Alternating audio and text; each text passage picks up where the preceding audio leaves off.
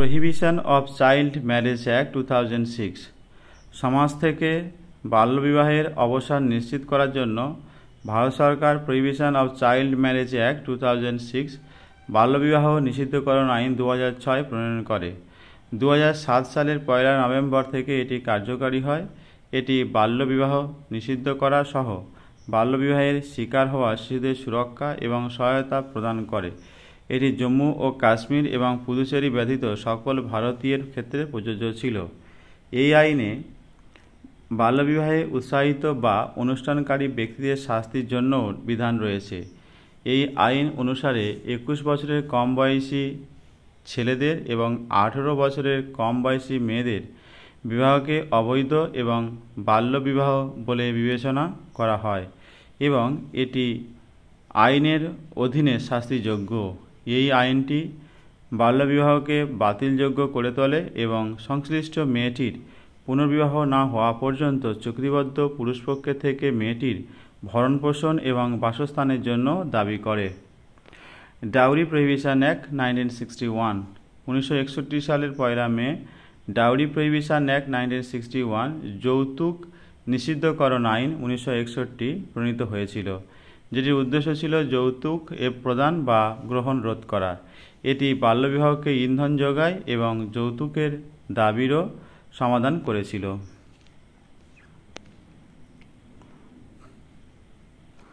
Protection of children from sexual offences POCSO act 2012 2012 সালের 19 June protection of children from sexual offences POCSO act 2012 সালে আইন রূপে প্রণীত হয় এবং 14 নভেম্বর এটি কার্যকরী হয়েছিল। এই আইনের উদ্দেশ্য ছিল যৌন শোষণ, শিশুদের ওপর যৌন নির্যাতন প্রভৃতির মোকাবিলা করা এবং বৈবাহিক অবস্থা নির্বিশেষে নাবালিকার সঙ্গে এটি যৌন সম্পর্কের আইন ধর্ষণ হিসাবে স্বীকৃতি দেয়। এই আইনে 18 বছরের কম বয়সী যে কোনো ব্যক্তিকে শিশু হিসাবে সংজ্ঞায়িত করা হয়েছে।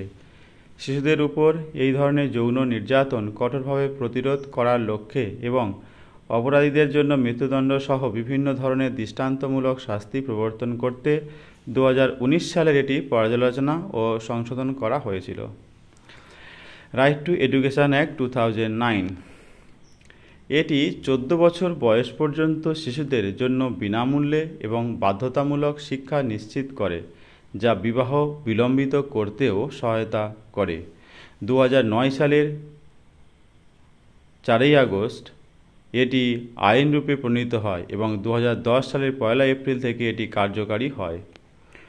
Juvenile justice care and protection of children act 2015 এই আইনে বিবাহের বয়স অর্জনের পূর্বে বিবাহের ঝুঁকিতে থাকা শিশুদের জন্য যত্ন ও সুরক্ষার বিধান রয়েছে। 2015 সালের 31 ডিসেম্বর এটি আইন রূপে প্রণীত হয় এবং 2016 সালের 15 জানুয়ারি থেকে এটি কার্যকরী হয়। পরবর্তীকালে juvenile justice care and protection of children act 2021 দ্বারা এটি সংশোধিত হয় এবং 2022 সালের 1 সেপ্টেম্বর এটি কার্যকরী হয়। National commission for protection of child rights NCPCR commission for protection of child rights act 2005 এর মাধ্যমে national commission for protection of child rights NCPCR প্রতিষ্ঠিত হয় এবং 2007 সালের 5 মার্চ থেকে এটি ক্ষমতায় আসে। এটি ভারত সরকারের মহিলা ও শিশু উন্নয়ন মন্ত্রকের অধীনে কাজ করে। এই সংস্থাটি শিশু অধিকার সুরক্ষা এবং এটির প্রচারের জন্য কাজ করে। বেটি বাঁচাও বেটি পড়াও প্রকল্প 2015 সালে প্রধানমন্ত্রী নরেন্দ্র মোদী হরিয়ানার পানিপতে 22 জানুয়ারি বেটি বাঁচাও বেটি পড়াও প্রকল্প চালু করেন। লিঙ্গ নির্বাচনী গর্ভপাত এবং ক্রমহ্রাসমান শিশু ও লিঙ্গানুপাত মোকাবিলার লক্ষ্যে চালু করা এই প্রকল্পটি নারী ও শিশু উন্নয়ন মন্ত্রক, স্বাস্থ্য ও পরিবার কল্যাণ মন্ত্রক এবং শিক্ষা মন্ত্রক যৌথভাবে পরিচালনা করে। এটি বিভিন্ন প্রচারাভিযান এবং কর্মসূচির মাধ্যমে কন্যা শিশু ও তার শিক্ষার অধিকার এবং সুরক্ষা সম্পর্কে সচেতনতা বৃদ্ধি করে। এই প্রকল্পের অধীনে সুকন্যা সমৃদ্ধি যোজনা ও চালু করা হয়েছিল, যার মাধ্যমে 10 বছরের কম বয়সী মেয়েদের জন্য অভিভাবকরা একটি সেভিংস অ্যাকাউন্ট খুলতে পারে এবং এটিতে সঞ্চয়কৃত অর্থ তাদের 18 বছর বয়স হওয়ার পরে তাদের বিবাহের জন্য ব্যবহার করতে পারে। কন্যাশ্রী প্রকল্প 2013 সালে 8ই মার্চ পশ্চিমবঙ্গের মুখ্যমন্ত্রী মাননীয়া মমতা বন্দ্যোপাধ্যায় এই প্রকল্পটি চালু করেন। এই প্রকল্পটির লক্ষ্য হল নিম্ন আয়সম্পন্ন পরিবারগুলিকে নগদ অর্থ প্রদানের মাধ্যমে মেয়েদের জীবন ও অবস্থা উন্নত করতে সহায়তা করা, যাতে পরিবারগুলির অর্থের অভাবে মেয়েদের শিক্ষার ঘাটতি না হয় এবং 18 বছর বয়স পর্যন্ত তাদের বিবাহ বিলম্বিত করা। এই প্রকল্পের মাধ্যমে 13 থেকে 18 বছর বয়স পর্যন্ত অবিবাহিত মেয়েদের বার্ষিক 1000 টাকা বৃত্তি প্রদান করা হয় এবং 18 বছর বয়স পূর্ণ হওয়ার পর তাদের এককালীন 25,000 টাকা প্রদান করা হয়। Prohibition of child marriage amendment bill 2021 2021 সালের 21শে ডিসেম্বর লোকসভায় prohibition of child marriage amendment bill 2021 উপস্থাপিত করা হয়।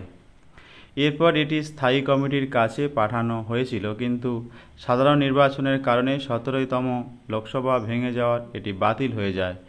এই বিলটিতে 2006 সালের বাল্যবিবাহ নিষিদ্ধকরণ আইন prohibition of child marriage act 2006 সংশোধন করে মেয়েদের ক্ষেত্রে বিবাহের ন্যূনতম বয়স 21 বছর করার প্রস্তাবও রাখা হয়েছে।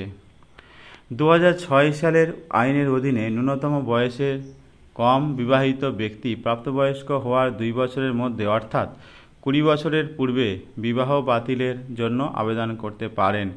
এই বিলে সেই সময়সীমা বৃদ্ধি করে 5 বছর অর্থাৎ 23 বছর করা হয়েছে।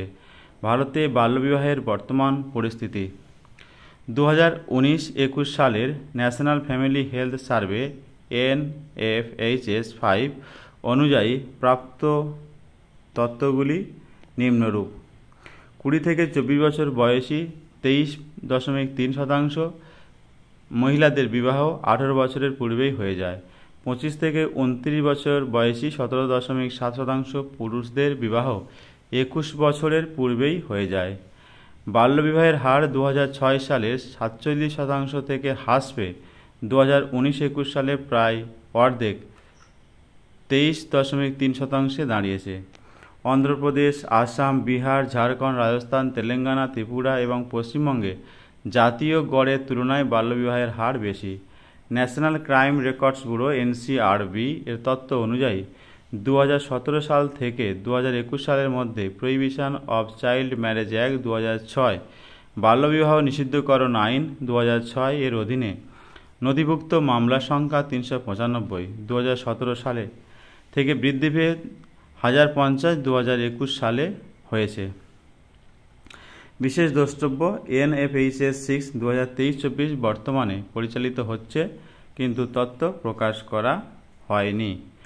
বাল্যবিবাহ ভারতের লক্ষ লক্ষ শিশুর ভবিষ্যৎকে ক্ষতিগ্রস্ত করে চলেছে, যেটি দারিদ্র্য, নিরক্ষরতা ও লিঙ্গ বৈষম্যের চক্রকে আরও স্থায়ী করে তুলেছে। এই সমস্যা সমাধানের জন্য সম্মিলিতভাবে কাজ করে কঠোর আইন প্রয়োগ করার মাধ্যমে ভারতের শিশুদের ভবিষ্যৎ উজ্জ্বল করা যাবে, আশা করা যায়।